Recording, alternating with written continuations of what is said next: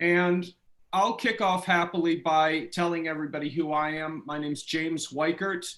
I am a former student of Jim Stoner's at the Gabelli School, where I got my MBA in 2010. I reached out to him a year and a half ago with interest in a PhD, and he immediately roped me into a new initiative called Global Movement, which we've been working on since then, which deals with curriculum change in higher education, specifically at business schools. Great. And I'm Jim Stoner, and I think I know everybody here moderately well. Joe, welcome. Joe Perkowski, I've known for 30 or 40 years or something like that now. Yeah. And Blan Godfrey for a very long time also. John Ehrenfeld, I read your books a long time ago, and you were my guest actually overnight one night after you were in my class. That's right. I can remember well. Driving back from Manhattan to your home in Connecticut, I think it was. Yep. Well, and you're looking for a few words, is that it? Yeah, just of introduction. Yeah. I've been retired for about 20 years. Hi, Chris. It's great to see you. Been writing about sustainability and more recently about flourishing, and lately about the brain and its connection to culture. In the meantime, I spent, I don't know, maybe 5 years working with Chris at Case Western on a project dealing with flourishing business. We had a book. I'm getting up there in years, but I'm trying to keep active. The virus hasn't hit home yet, but it sure has made sort of thinking positively hard this year, but I'm looking forward to this talk and looking for more energy in 2021. Thank you. Kristen? Hi, I'm Kristen Kosanovich from Santa Clara University. I'm a senior lecturer in 2 departments there, theater and dance, which is where my professional bread and butter is done, and then child studies. So I work with thinking about all of the world's problems from the child's perspective, from the youth and perspective of families. And I also direct and choreograph for modern dance, concert stage, and theater, musical theater, opera, and film. And I run a project called TURN, Climate Crisis Awareness and Action, which is interdisciplinary at my university at Santa Clara, and other universities are joining in with us. It's a synchronous week of action dedicated to thinking about, talking about, becoming aware of the climate crisis from the perspective of all of the humanities, all of the arts, all of the sciences, engineering, business, law, psychology, journalism, looking at climate denialism, pretty much, the whole gamut of everything we can think of. We read Laudato Si for 9 or 10 hours straight. We do the longest marathon of Laudato Si, I think, in the world. We do that at the center of every turn week. So Wednesday is 9 or 10 hours of Laudato Si. The hours that we read it correspond to the number of years left in this decade. So the reading gets shorter every year by 1 hour. And that's what I do. It happens in October and it happens in April, and it's free and it's open to the public. And that's what I've been working on for the last year and a half, pretty intensely. So I'm newer to the intensive environmental movement, let's just say, but I've been on the fringe of it for a long time. And now I'm kind of moving in and activating a new paradigm for higher education. Thank you. Steve? Yeah, so I'm Steve Taylor, and I'm a playwright. And I've never really been very successful at earning a living as a playwright, so I have a day job as well. And my day job currently is I'm dean of the business school at Worcester Polytechnic Institute out in Worcester, Massachusetts. Although that will last for one more day, because as of January 1st, I get to stop being dean and I get to go on sabbatical. I'll go back to the faculty and just spin into my role as a professor of leadership and creativity. it's interesting. I've never really thought of myself as a sustainability and environmental guy, although I've written about it at various times. I've taught environmental management. It's always been kind of out there for me as part of the deal, but it's not really my core thing.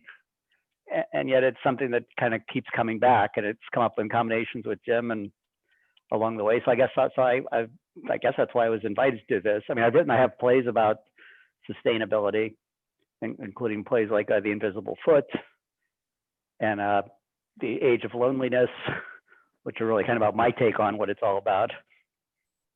And your undergraduate degree at MIT was what? In theater and playwriting. Yeah, so my bachelor's degree from MIT was in playwriting. Then my master's from Emerson is in playwriting, but my PhD is in organizational studies from Boston College. So as an academic, that's what I've been a scholar of. I focused on the intersection of arts and business, and also on reflective practice, first-person research methods, and the kind of action science, action inquiry tradition. But most of my focus has been around the use of arts-based methods and the intersection of art and business and the aesthetics of organizations. In fact, I founded a journal called Organizational Aesthetics, which is an open source journal available out there freely online, where we kind of look at sensory aspects of organizations. Thank you. Nancy? Hi, I'm Nancy Landrum, Loyola University, Chicago. I am a business management professor. I have an appointment in the Quinlan School of Business, but because my focus area is in sustainability, I also have a joint appointment with the School of Environmental Sustainability. So I've devoted my academic career, to teaching students about the intersection of business and sustainability. When I started some 20 odd years ago, it was all new. Fortunately now, many students have heard about it, they know about it, they're aware of it, but my class is still the first time they've actually seen the integration, and they get to understand how business can be more sustainable and the impact and the consequence of business as usual. So my students have read a lot of John's works. We've used Chris's AI method in the Aim to Flourish projects. We do a lot of activities and hands-on engagement with local businesses to try to help them with their sustainability practices. My research and service area all encompasses sustainability in businesses. Now, are you directly connected with the new school? It just opened up this month at official name separate? Yeah, I have a joint appointment. So that's half of my home in the Institute of Environmental Sustainability, which, as you mentioned, we have just grown into a school of sustainability now. So yes, that's partially my home also. Great, thank you. Chris? Yes, thank you. Delighted to be here with all of you. Well, like Nancy, I've been in the sustainability world about 20 years. After 15 years in the corporate world, I left to teach and research and find ways in an activist way to be of service in the corporate sustainability world. I really started out by trying to understand for myself, the business case for sustainability. My training had been as an economist. I was used to thinking in very rational, empirical, driven ways. And at the very beginning, I was influenced by a book written by one of John Ehrenfeld's students, Andy Hoffman, who wrote a book, Competitive Environmental Strategy, I think it was.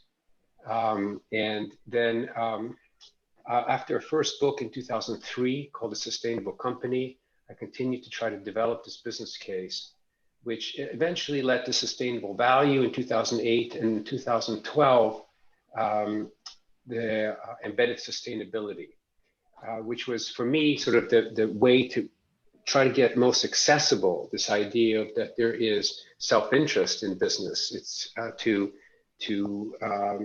have above average performance. But anyway, at that point, I ran into John Ehrenfeld's work, first 2008, Sustainability by Design, which kind of rocked my world a little bit. And then he came out with Flourishing with Andy Hoffman in 2013. And I realized we needed to take an orthogonal turn here, and that what we were calling sustainability was leading us down the wrong road. So I've been very influenced by John and continue to be influenced by, I think, his pioneering distinctions and work. And then in 2017-18, I started focusing on individual leadership development. That led to a book called Quantum Leadership. Thank you. Blan? Yeah, I'm not sure why I'm here, Jim. My PhD is in statistics, undergraduate in physics, and my first real job was Bell Labs, where I ended up heading the quality theory and technology department. And then, as Jim mentioned, I went off to be CEO of Durand Institute, where Jim became a mentor. So since I knew nothing about business, he would come over about once a month and explain to me what a bottom line was or what stock was or whatever. And I got very involved in many things and actually became, I guess, an advisor at Fordham Business School. But even though I'm a statistician, I've never ever taught a course in statistics department. I've taught clinical quality at Harvard and School of Public Health as a lecturer. I taught for 19 years as an adjunct at Columbia in engineering. And then in 2000, I joined what's now the Wilson College of Textiles at North Carolina State as the Dean of the College of Textiles. And for the last 6 years, I've been having more fun. I've been a professor and doing research, and basically in a school that supports the industry that spends most of its time polluting. Between the growing of cotton, between the making of apparel, especially fast fashion, we're responsible for number 2 and 3 in the landfill, I guess no pun intended, diapers and apparel and carpet. And finally, the industry is waking up, and especially many of our students. I teach entrepreneurship as undergraduates and teach Lean Six Sigma as graduate students, but my undergraduates are very entrepreneurial, and they've created companies like Reborn Clothing, where rather than try to recycle clothing or try to find a better thing to do than landfill, just don't make it. So everything have 3 or 4 lives. I became a friend and disciple of Amory Lovins years ago, and we had him for several different weekend lectures with engineering and textiles of really rethinking the whole way we manufacture, the way we think of the product in the first place, designing things that can be, the worst case, recycled, but the best case, just reused.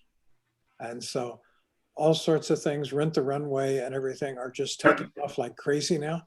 Young people are wearing other people's clothes gladly and paying for it. And it's the best way to keep things out of the landfill, but it's also the best way of not having to grow cotton, which is very environmentally unfriendly. It's also the best way of not making synthetics, which is even more unfriendly in many ways. And sustainability has become a big thing in the college among my colleagues, mainly because there's such wonderful grants. And they can do so much interesting research about whole new ways of thinking about the whole textile and apparel chains. Thank you. Joe? I'm Joe Perkowski, and Jim and I have known each other for quite a while, as he said. I studied under the same professor as Jim did at MIT, a few years after Jim, but not that many years. And in addition to the privilege of knowing Jim and studying under Professor Wilson, I can lay claim with Professor Wilson to holding what we believe was the first ever graduate student program in sustainability in 1972, which we called Strategies for a Sustainable Society. And once I finished my PhD, I had the opportunity, using Carol's conceptual frameworks, to become what amounted to a planetary janitor, you might say, because we're working on trying to make the planet behave itself more appropriately. And I was privileged to do that by looking at the first ever national survey of environmental impacts in Canada when I was with Petro-Canada in the 70s. And then after that, had an opportunity to work with companies like the Bechtel Corporation in San Francisco at their head office, where I was involved with things such as the first ever design of a high-speed magnetically levitated train, on the first team that worked with 8 other firms looking at automated highway systems back in the early 1990s, long before the current designs have been deployed. And then also looking at things like small modular nuclear reactors up at the Idaho National Laboratory, which could be one element of keeping the planetary janitorial departments going to keep the boiler working better downstairs. So that's kind of where I'm at. Thank you. Now it's wide open. We don't have any guidelines except we keep track of our time through the magical 2-minute egg timer. And we'll look forward to hearing what people say. I'll try and shut up for a moment.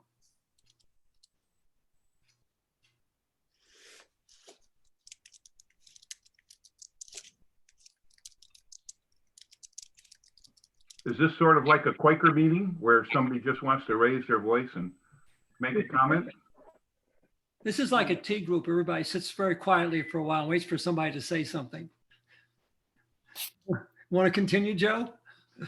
Sure. Well, I saw John raise his hand, so. Either.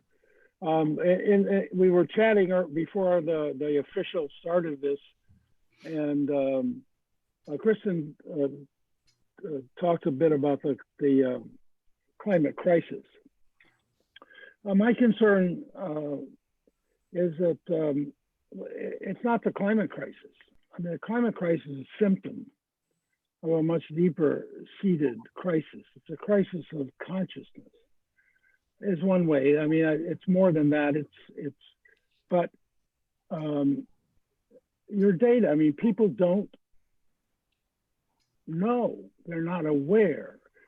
Consciousness leads to care. Without consciousness, without the real consciousness that you're part of a system and connected, you know, we're going to let things go to hell. And that's what's happened to the environment. It's happened to human relationships. So I just wanted to just make that point that in thinking about climate, we have to do something about it. It's not an apology, but if we don't go one layer deeper, the climate crisis is not, maybe the symptoms will become lessened, but the crisis is still there. Yeah. If I could just kind of, John, I think you're absolutely on point here. I was thinking this morning that, in fact, when I think about climate and climate crisis, I think of it as a symptom. But for my question is a symptom of what? You've pointed to a issue of care. I was thinking, you know, and I've thought for a long time that a lot of it is I point to it as a symptom of our, you know, because I have my PhDs in organizations, I tend to see everything as a problem in how we organize. And I think part of the problem in how we organize is an addiction to growth.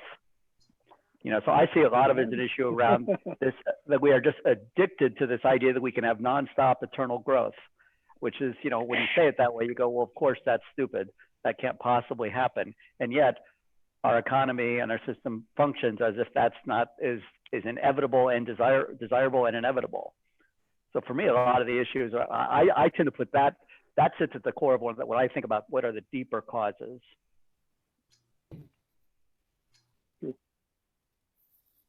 Yeah, we found that it takes about a week for people to realize not only the scope of the problem if they didn't know, and the tipping points and the accelerating curve. You know, for them to learn from the physics point of view what's happening, have an accurate understanding of global warming and ecological collapse. And then the events sort of unfold that interiority that is so needed, and the sense of, you know, the transcendent as well. So that's why religious studies figures so heavily into the turn week, for people to understand that their sense of the sacred, their sense of being nature, being one with nature, has been cut short. And it is that disconnect that is the cause.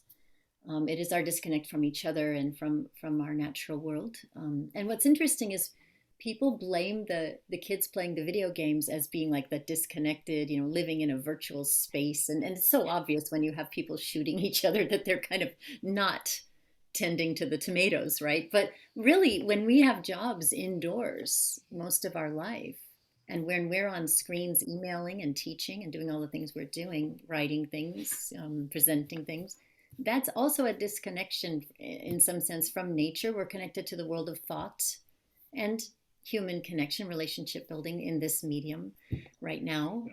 But we are not learning about how the forest can be vertically healthy again and that kind of thing. You know, the time that we're all spending not outside is time spent getting disconnected. And so to really dig in deep is what Turn is really about. And we use the arts very heavily. And, you know, I really, really look forward to reading Steve's plays now that I've met him, because we pull in all kinds of play. We do play readings. We get people to play characters. We have incredible one-act spontaneous performances by really great actors, and bring in, you know, people who've created artwork for the Green New Deal in order to envision what, you know, Bronx and Queens, you know, should look like if we went in this direction of sustainability. So we have all this visionary work that's happening, and then the nuts and bolts of like Project Drawdown, 100 Best Solutions, and,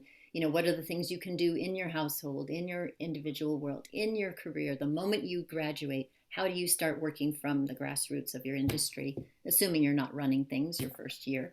How do you start working, you know, in your first job to think of the green side of that? And I know green is fraught with all kinds of, you know, greenwashing and things like that. But really, the authentic and true and good and beautiful green side of business, you know, how can people think of that from the get-go? And really, I do think if people don't graduate from universities already up to speed, then we won't make it on this decade's huge, you know, race. Really, it is. It's so urgent, and it's such a sprint we have to do.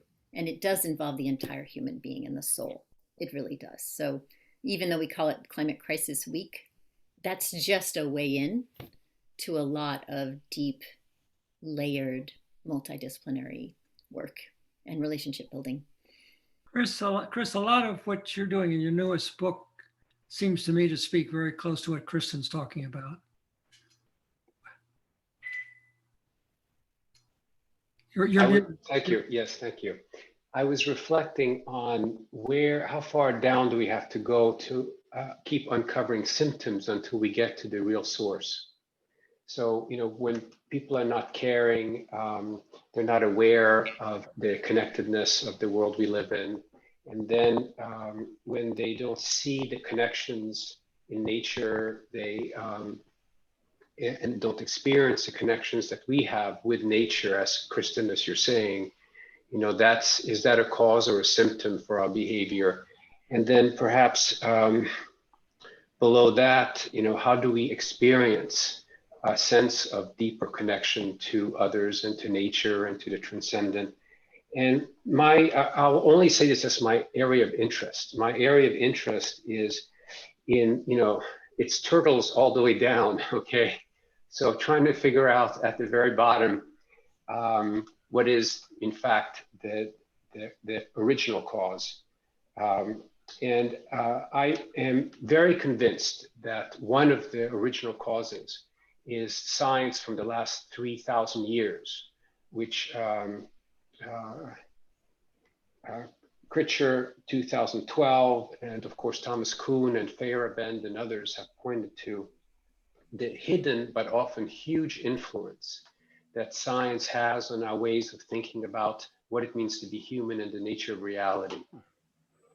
And in fact, I believe that quantum science is finally unveiling an entirely different paradigm, one in which we are deeply connected to each other in entirely new ways that have to do more with change that's discrete rather than continuous. You know, waves don't go from particles to, light doesn't go from waves to particles continuously, so you can't apply calculus or sort of the mathematical models of the last 300 years.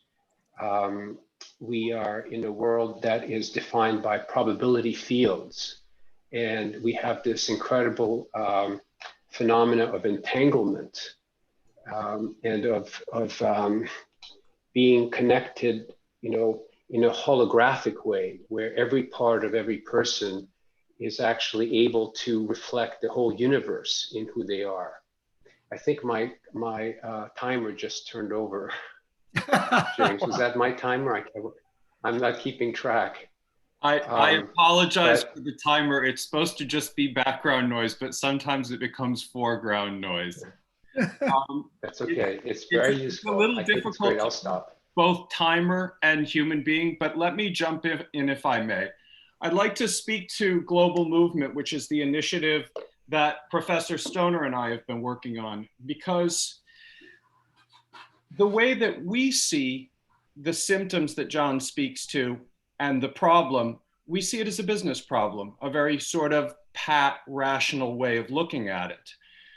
But I'm struck back when I was in university that back then in 2008, 29, it was very hard to find somebody who believed that the climate science was true. And then we had somebody visit from an insurance company who had already priced it into all of their models because it was already affecting their business. And so the last 5 dialogues that we've had, we've discussed it as a moral problem, as a crisis of conscience, as a systems problem. And then you have somebody like Hunter Lovins who comes in and says, we have all the solutions, we just need to implement them. And I guess it depends on how you look at it, where you see the problems and where you see the solutions. But I would like somebody's input also from a business case for how businesses that are affected by it but don't have to price it into their models at this time can be required to, I guess. Thank you. Sorry. I just wanted to pick up a little on what Chris said, that I think, it resonated for me very strongly with some experiences I've had actually at the Banff Center. And where I was talking with some Blackfeet elders, Elder Tom Cranebear and others. And essentially for them, I was teaching a course on leadership as connection. We were talking about connection. And they were making the point, said, that there's a fundamentally ontological problem. They said in their people, they didn't understand why I needed to talk about connection because connection simply was.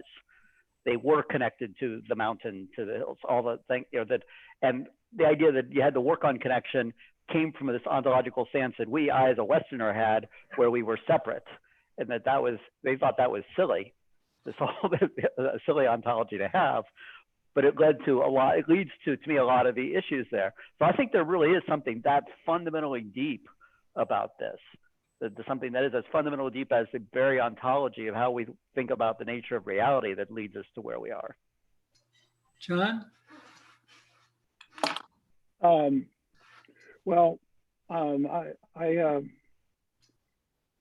wrote another book after flourishing about a year ago. It's called The Right Way to Flourish, Reconnecting with the Real World.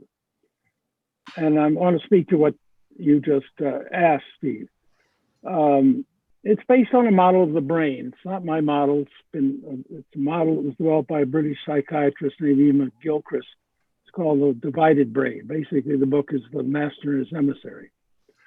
And he says there is a reason that the two sides of the brain attend to the world differently. That the right is the one that connects us, and the left doesn't. It's inside, it's interior. It has literally no connection to the outside world. And it explains so much of what has happened and why we're not this way or that. So when you ask, is there a reason for this ontology? The answer, if you believe McGilchrist, and I certainly do, because it just is so powerfully as explaining many, many dichotomies in life, is the culture of the Native American is a right brain culture, and they are in fact connected. The world is part of them. McGilchrist uses the word betweenness for the right brain.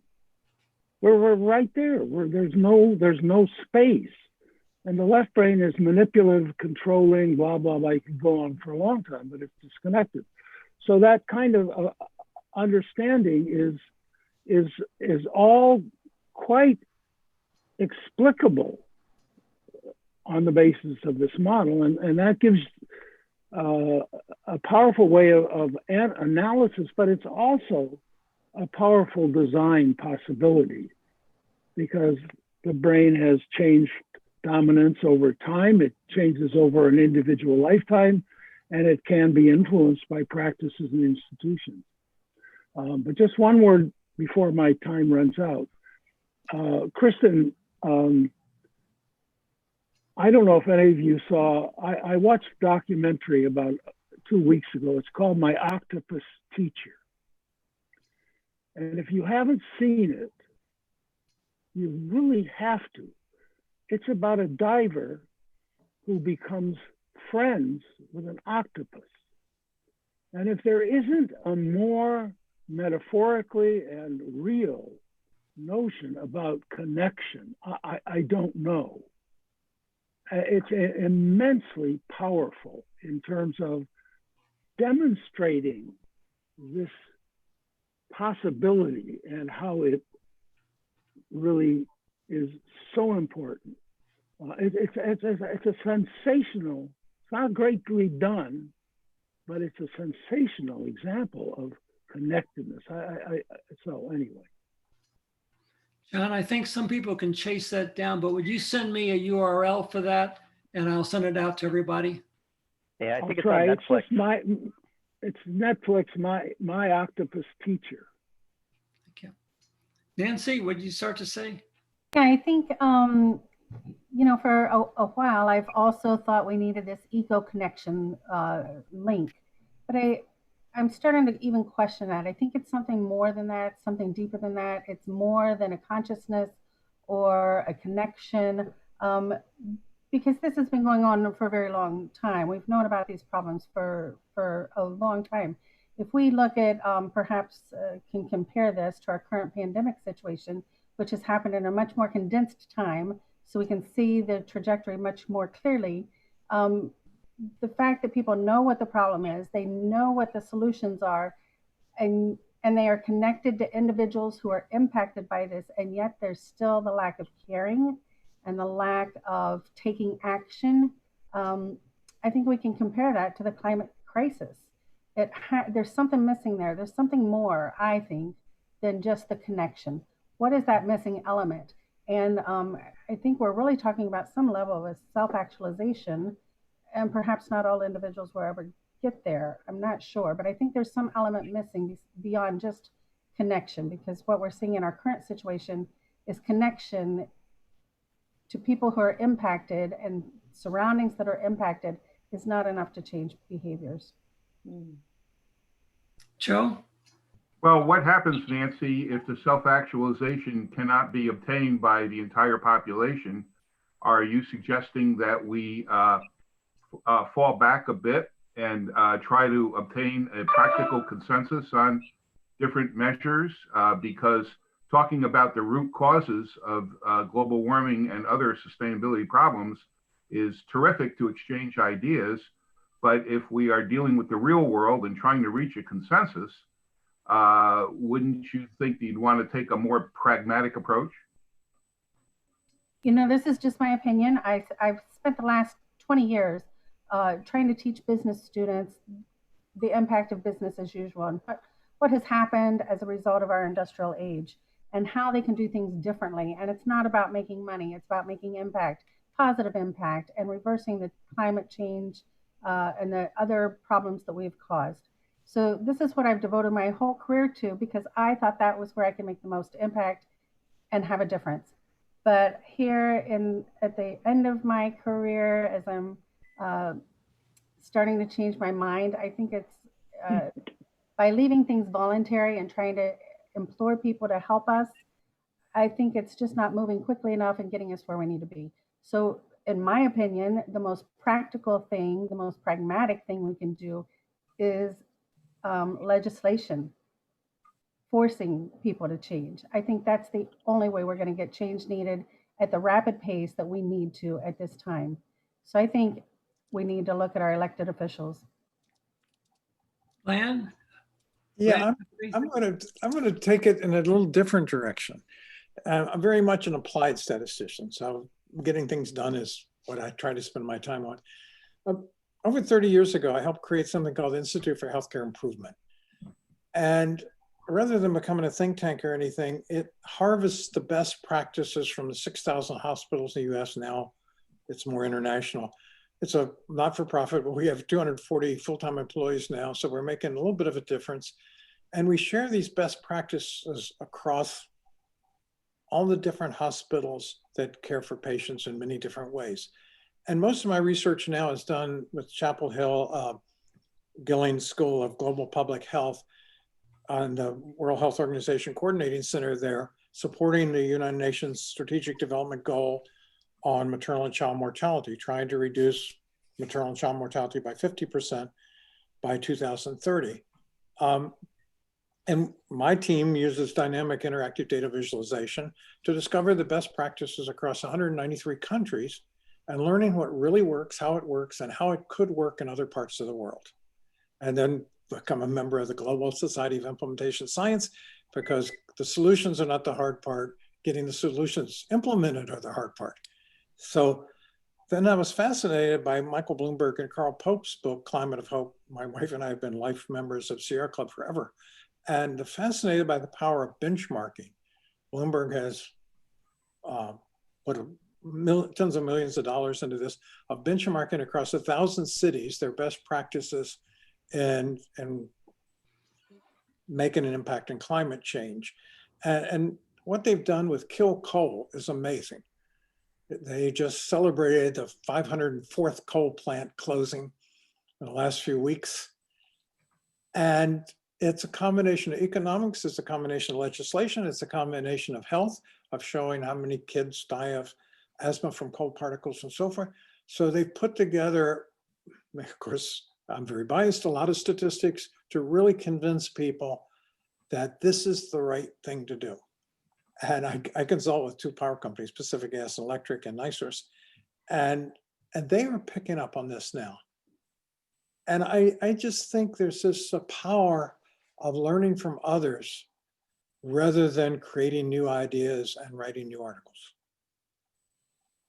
What it came up for me as I was, thank you, that I'm starting to think about what did we learn from the quality revolution that could help us move a heck of a lot faster than we are right now. And as you were speaking about benchmarking, I also thought about re-engineering, about radical redesign of the way we did things in the quality revolution that enable us to create the miracles that Motorola did in defect reduction and everything over time.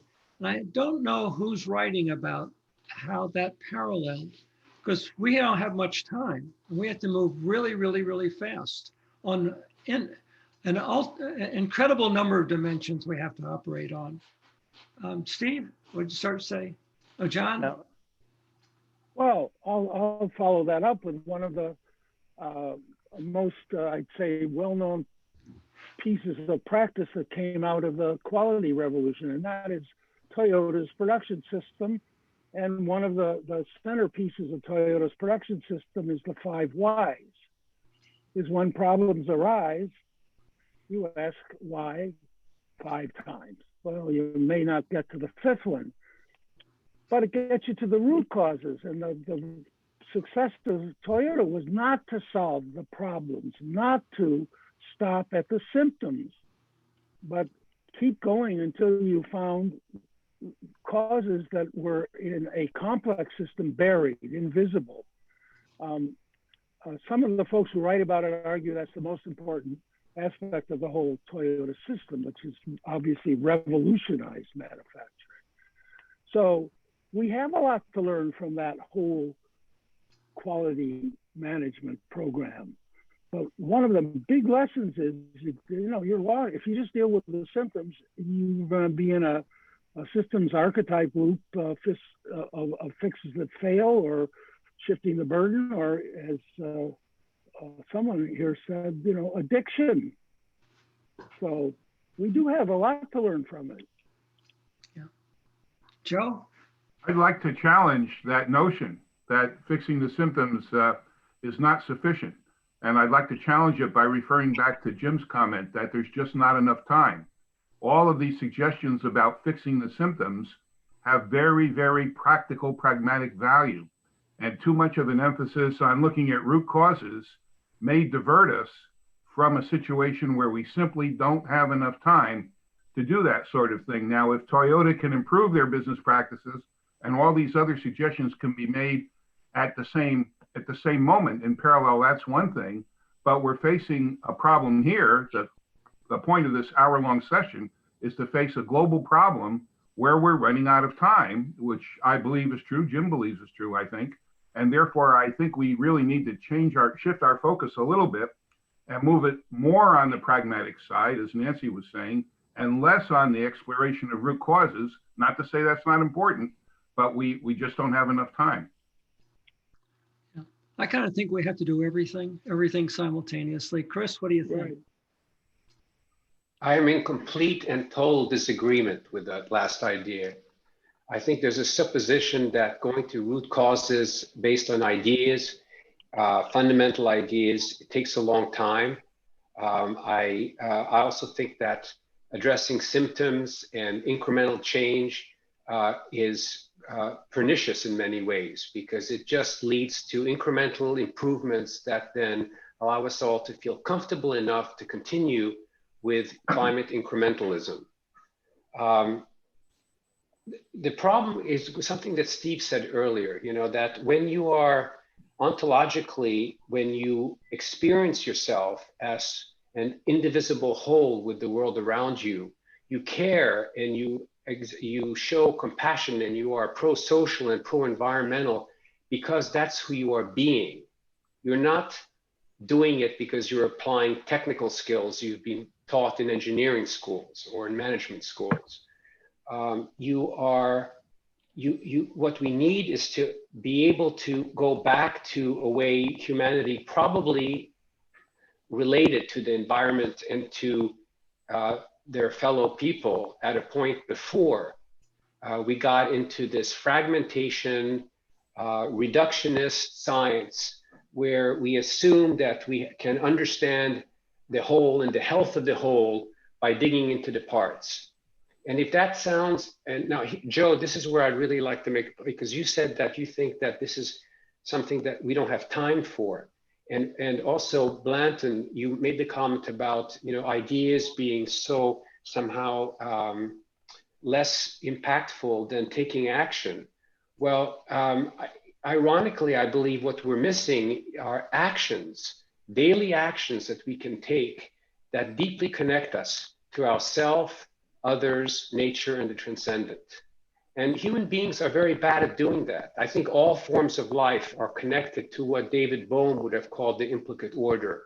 These underlying, sort of the quantum field or the underlying consciousness of the universe that guides evolution in a coherent way. Well, we're not doing anything in a coherent way. We are extremely incoherent because we don't give ourselves the experience of wholeness that could be available to us if we slow down our analytic minds and stop thinking with the left brain, to John's point. So we need a new way of being. We need new practices in our life where we can experience a wholeness and interconnectedness. And out of that, we get a raised awareness of how our actions impact on others. And that will lead to a different kind of behavior that is much more attuned to the idea of flourishing than we can see from any of these other pathways. Let Steve come in before Joe responds. Give Joe a few moments to let that digest. Yeah, I just want to say, Chris, I think there are things we are doing in a coherent way, and they are particularly, we are doing capitalism in a coherent way. We are saying all economic rents go to capital. We are saying we will pursue economic growth in a coherent way that crosses lots of domains, and that coherence actually is winning hugely. So I think it's more than that we aren't doing the opposite of things that might be good for us in a coherent way. We're doing the things that are bad for us in a coherent way. Well, Steve, you could say that it's coherent in a subsystem, but capitalism may be coherent unto itself, but it's catastrophic for future generations and for nature. So I'm talking about coherence in the ultimate universal sense. Not in the subsystem sense. Joe? Steve and Chris, especially Chris, we've got 30 years. We've been trying to grapple with the issues you've raised since time immemorial. Back in 1970, when we did the first major climate study, we knew that we had this long. We haven't seen those changes. They're happening in small pieces. You said yourself that human beings aren't good at doing it. There's nothing to show that in the next 5 years, which is all we have to make the investments for the next 30 years, that those changes that you and all of us want to see are really going to happen. So this notion of looking at the fundamental causes is all very desirable. We all want it, but it ain't going to happen in time. We just have to be a lot more pragmatic and take up the good ideas that Blanton mentioned and others have mentioned and respond to Nancy's concern that she's had, that it's time to be much more pragmatic. And that's just the way life is, Christopher. We don't like it either. I spent my whole life building things. We don't like it, but it takes time. And building things is tough enough. Changing value systems, as good as it is, it's just not going to happen in time. Okay, before I come in, Blan, why don't you go ahead? We're lively today, aren't we? Yeah, I just wanted to add, way back, Kristen was talking about the overuse of resources and everything. And I think one of the things we really need to understand is how interconnected everything is. I spend a lot of time on maternal and child health. The biggest impact we're having is contraception. Reducing the number of babies born, actually letting people family plan and have the family size they want and everything, is doing more to save part of the planet. And this is, Bill and Melinda Gates' big passion, Warren Buffett, a little experiment he did in Colorado. Free contraceptives reduced the number of unwanted pregnancies by 50%. Guess what? It also reduced the number of abortions by 50%. So if you really want to fight, be pro-life and everything, give people free contraceptives. And the impact in especially sub-Saharan Africa and parts of India of this is just amazing. You're giving people a chance to actually take care of their families and actually plant things that grow and change the environment. And that's so connected, and most people don't even understand that. And instead they write these incredible arguments about Melinda Gates wanting to get rid of poor people or something. I mean, we have to think, of course I worked at Bell Labs, so I'm by default a systems engineer, but we just have to learn how everything fits together and really understand how doing X really impacts Y, which does something for Z.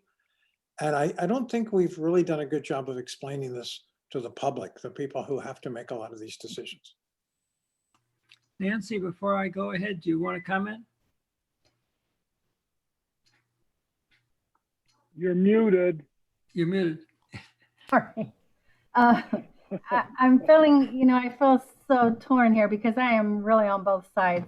I write about flourishing, and I write about theory, and I write about development, and I write about connection. But at the same time, I also feel like we have run out of time. We need to do something now. And the only thing that's going to force global or at least wide scale change is, I think, legislation. So I'm on both sides of this argument, and I think we need both.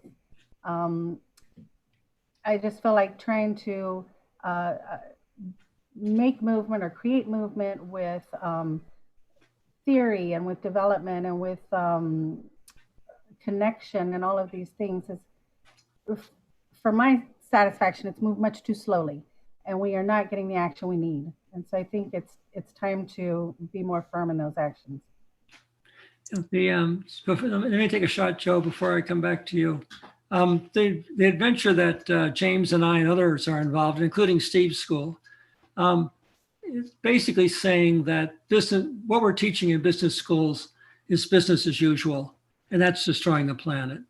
and that we need to change what we're doing in business schools. Not so we'll graduate people who in 30 years will make a difference, but so we can say loud and clear that what we're doing is destructive, and we'll start doing the right stuff.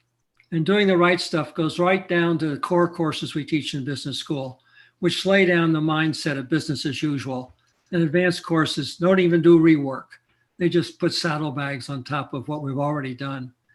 And so what we want the business schools to do is send a signal across the planet, across all business schools, that we're going to learn to do three things. How to deal with climate change. Business schools are somewhat useful there, but where they're really useful is the two other things, which is to discover how we can become the kind of people who can live on this planet without destroying it. And that's about personal transformation. That's about what Chris is working on so hard.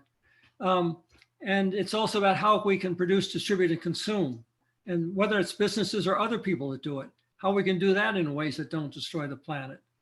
And we have to do it very, very fast. And the thing that I haven't started on yet that I think is really exciting is looking at technologies, looking at processes of transformation, of change, organizational or individual transformation as technologies, and looking to see how we can speed those up dramatically. I know that John did landmark education work. Chris has taught landmark education work. I've done landmark education work. And that's one technology that was incredibly powerful, unbelievably quickly. There's the spiritual practices of St. Ignatius. There's appreciative inquiry. There's what Chris is doing on quantum leadership. All those things, we got to find out how they work and how can we make them work a lot faster and how can we spread them a lot faster, because we all agree we don't have a lot of time. I said, who did I say I'd come back to? I forget. Joe. I think it's important that we all treat this to some extent as the subject of this hour's meeting, which is global warming. In a lot of ways, global warming has to be addressed by going deeper into our souls and really examining things like Laudato Si, okay? But in other ways, global warming is a problem that will yield to the discipline of positive action. And that discipline starts with understanding how much CO2 is out there, how much is going to be out there, and how much time we have.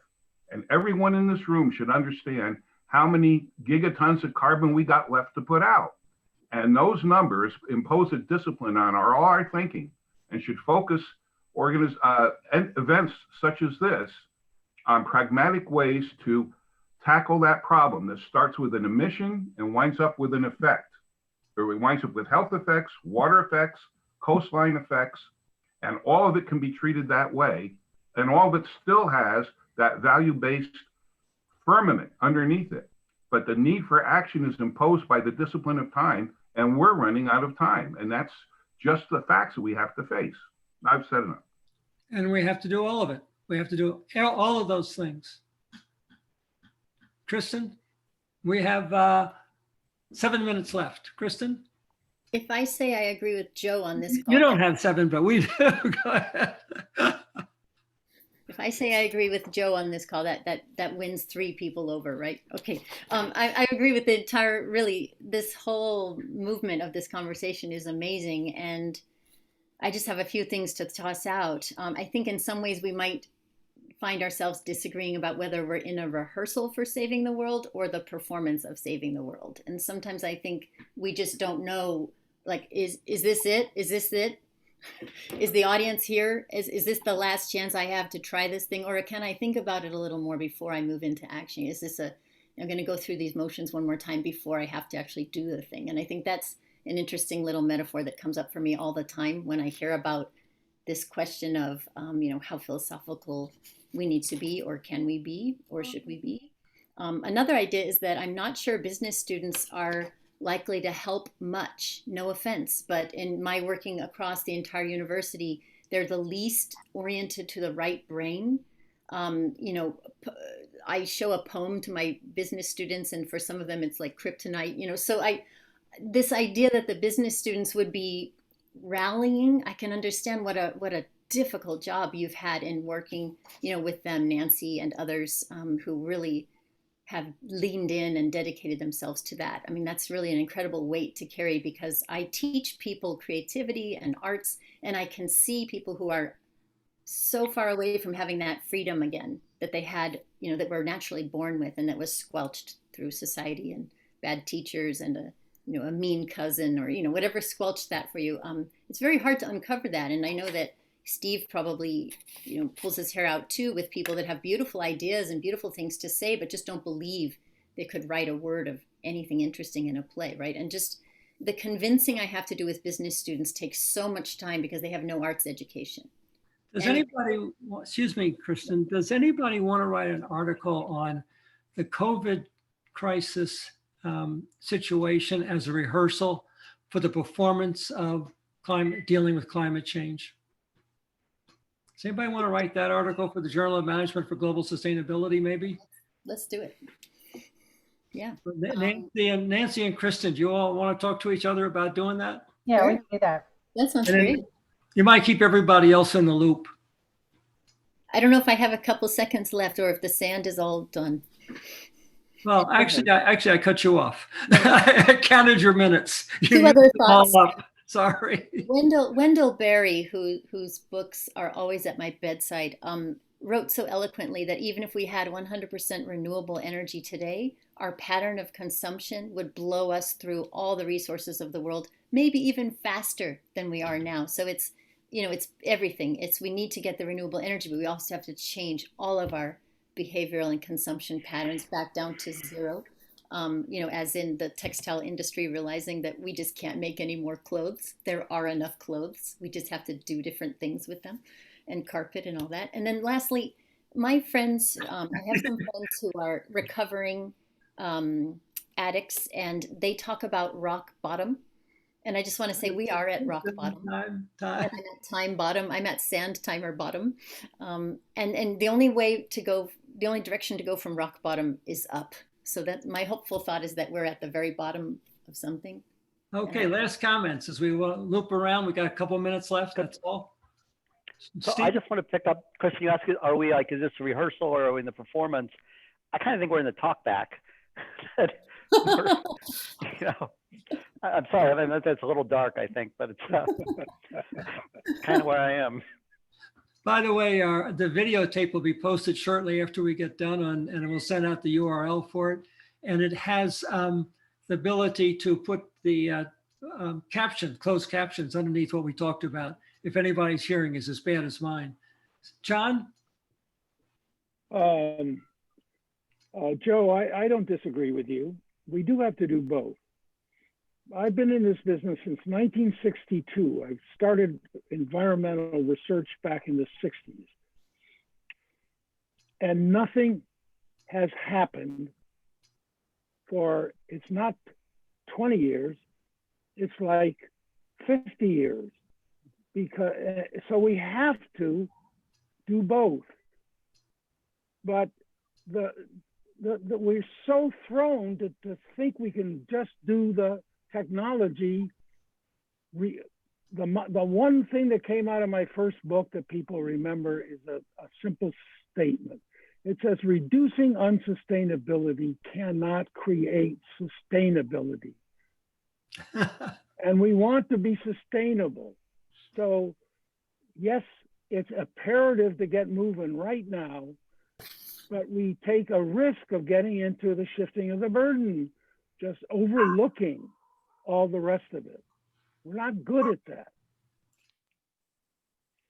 Oops. Joe? John, I couldn't disagree with you more. We cannot afford to look at what might happen in other dimensions of society while we are tackling this problem. Other things will happen. Sustainability will be threatened in other ways. We have to deal with all of them in parallel. But you and I and everyone else has to make a choice. Where do we put most of our time? Not all of our time, but most of our time. And I really think you need to agree, frankly, no offense, you seem like a nice guy, but I think you need to agree that we've got to put most of our time on this problem as the most important manifestation of a threat to sustainability. And all the other issues are all there, but this one is the most important right now. Or do you disagree with that? From my side, it's not either or, and it's not both and, it's more than. How do we pull these things together to go beyond both and even? Chris, last comments? So perhaps I could be more of a reconciling influence here at the end after having been a little bit sharp in my comments. I do think that we need to work at these multiple levels. We need to be able to use technology to solve problems in ways that we can do already today. And at the same time, we need to transform humanity at the level of consciousness so that they move from this separateness and selfishness to something else, so that that who they're being is different. And I just want to end on perhaps a personal note with apologies to you researchers who, you know, will always say you should never use yourself or your mother-in-law as an example of anything when you're trying to present a research finding. But, you know, I've worked for 10 years on myself in terms of my daily practices and my reading, particularly of quantum and integral science, to try to be somebody who experiences the world as whole. And that led me last year, or actually earlier this year, to get to a place where I just couldn't live anymore with the footprint that I have. And so I have now a home that is 100% powered by solar. And I have an electric car that is 100% powered by my solar home. I have batteries that charge from the solar that allow me to make it through power interruptions. And I'm only vegetarian and so on. And so these things may not be enough either, but I'm just wanting to point out that I'm not advocating that we just stay in the realm of ideas. And my own, I would say, transformation as a human being has led me to take actions, not because of rational, empirical, or moral reasons, but because I got to a place where I can't be anything other than this. Sounds like a nice closing. Yes. And so we're James and I'll stick around for a little while, and everybody's welcome to go because a lot of you do have to leave at 2 o'clock, I know. James? Yeah, I was going to say exactly the same thing. It's 2 o'clock, and anyone that cares to continue the discussion is more than welcome to stick around. But those that need to leave now because they have other things going to, thank you so much for a lively and lovely conversation. I have a question for Kristen about Laudato Si. Are you still around for another minute or two? Yes, sure.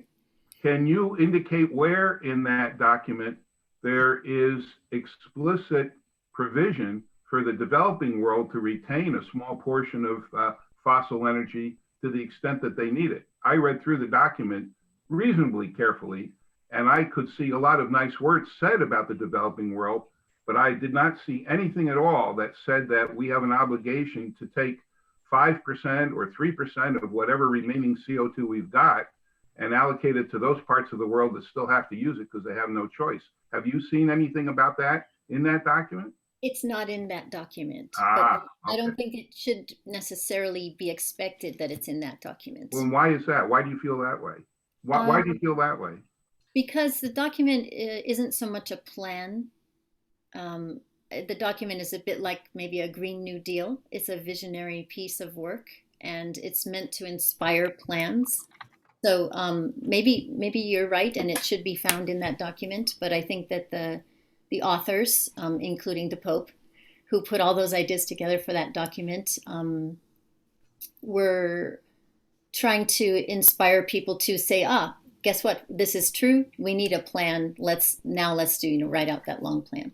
But if you were a village elder in in a remote location in Africa, and you read that document, wouldn't you think that the Holy Father was being remiss by not explicitly saying that we have an obligation in this area to those people who really need that much of that energy? I am sure that there are many people in the world who would not feel like Laudato was written from their perspective. And so I don't think anything is universal in that sense, even though we like to say things are universal. I don't think any document is truly universal, and it would be really beautiful to have the version of Laudato Si written by the people in the developing world and people that you're speaking of. You know, what would they say if they were writing a Laudato Si? That's the document that we need. So I would add that to our Urbe et Orbi, Kristen. Urbe et Orbi. St. Augustine would not appreciate that. No offense.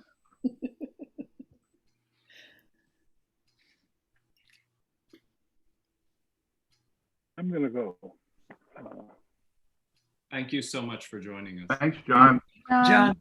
Thank you, John. Wonderful. Thank you all. Thank you. Thanks, John. Well, I also want to thank everyone. Jim, thanks for putting this together. This has been wonderful. I appreciate everyone's input and perspective. Thank you so much. thank you. And I look forward to yours and Kristen's paper soon. Bye, Nancy. All right. Thanks. I'll be in touch, Kristen. Sounds wonderful. Thank you.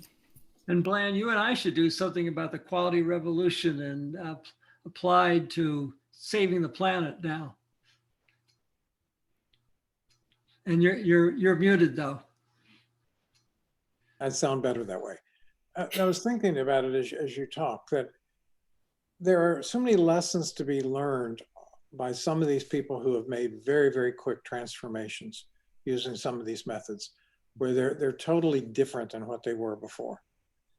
And how we can use some of these same methods to accelerate the thinking in climate change and sustainability is wonderful, because most of the companies I work with now, the big textile companies, have these wonderful statements, and they're going to, you know, zero landfill, zero carbon in 10, 15 years or whatever. But it's such a small part of what they could do. Yeah. And how we, first of all, change their thinking, but then more importantly, change their practices. Because it's just like in the early days when, you know, we got to working on quality with some of the chemical companies and everything, the big breakthrough was not that astounding. It was the fact that anything they put in the air or the ground or the water, they had paid for and then threw away. So by becoming cleaner, they were making more money, and we came up with the idea of the conversion rate. So all the chemicals you bought divided by the number that you actually sold, the pounds of product, literally pounds of product, that became a driving force. And all at once, they woke up in a very different way that, oh my gosh, this is good business. And how we get some of these ideas in the business school, as you said before, and just, you know, maybe example after example, and use some of these companies that have become really good and how they did that, and make that become part of the case studies and the common thinking in business schools rather than other. I mean, it sounds so silly, conversion ratio being a driving force for a chemical company seems so obvious, but it wasn't. It really wasn't. I kind of see an article along the lines of, if we were to apply what we learned from the quality revolution to the climate change crisis, this is what we would do. It'd be fascinating. I'll give you another simple example, and because people brought up the Toyota production system, and Virginia Mason is a hospital in Seattle that was in real trouble 20 years ago. And the CEO tried to learn from Boeing because Boeing were on their board. And Boeing said, don't learn from us, learn from who we learn from. That's Toyota. So he took 14 people, medical leaders and board members, to Toyota in Japan for 14 days and worked on an assembly line, learning from Toyota. They've now gone back for 20 straight years. It's mandatory that every board member must spend 2 weeks working in Toyota. Wow. And one of the things that's happened is the whole idea of the waiting room. Because the Toyota people kept saying, why do you have waiting rooms? Don't you know that these people are coming? Don't you know that? And so just rethinking the whole process, you can imagine how much land they have saved in downtown Seattle by eliminating the waiting rooms and turning them into functional rooms where patients come in and start being treated immediately. The land that they have not had to purchase, the buildings they have not had to build, it has changed everything. And I'm on the board of a hospital in Raleigh, North Carolina. I cannot get people to go to Japan to study Toyota, so we make it mandatory they have to go to Seattle to study Virginia Mason. And just the change in thinking and what's possible and how you eliminate so much of the work and so many of the people that used to handle all of these unnecessary functions. Well, I was on the phone today, holding on for 3 consecutive, incredibly long wait times to get through to somebody. It occurred to me that if we wired our company phone systems such that after the wait line became a certain length, that caller would go to the president directly. And that we would probably have a complete transformation of our handling of phone calls very, very quickly. And plus the president it'd be a great honor to get to hold the president after a few minutes or so. So everybody would be happy about that. Would make it worth the wait. What's going on? Jim and James, I've got to run, but I hope I haven't kicked up too much dust today. Thank you for your input. It was very, very insightful. It was wonderful. Thank you. Thank you for. I really enjoyed this, but I actually have another meeting going on that is very environmental. I have a gardener here, and he's planting all sorts of wonderful things, I hope in the right places in my yard. Great seeing you again, Blan. We'll stay in touch. Definitely. Thank you.